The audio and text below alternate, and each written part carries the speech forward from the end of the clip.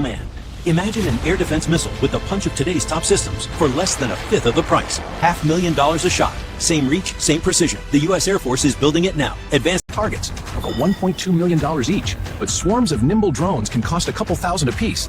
Firing $1 million missile at a $2,000 target? That's a losing equation. New directed energy.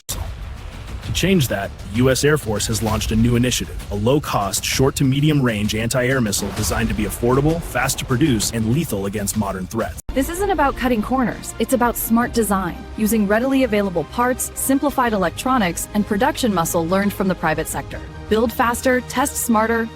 The Air Force has a new Defender, designed to swat drones, cruise missiles, even helicopters at a fraction of the cost. Built fast, launched from anywhere, and smart enough to out. In Tarkoffers, a $500 million interceptor changes everything. For the cost of a single legacy missile, the Air Force can field 5, built on an assembly line, ready in weeks, not months. For decades, defending the sky meant firing million-dollar interceptors at equally expensive threats.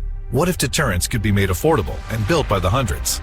Lightweight, agile. Meet the SRR-89. Lighter, smarter, and at less than a fifth the price of a cruise missile. It still delivers a 500-pound punch-out past 150 miles. For commanders, that means more shots from more jets. From cutting-edge drones and armored giants to stealth fighters, warships, radar, and rapid response missiles, defense technology is evolving fast. If you enjoy staying ahead with the latest insights and analysis,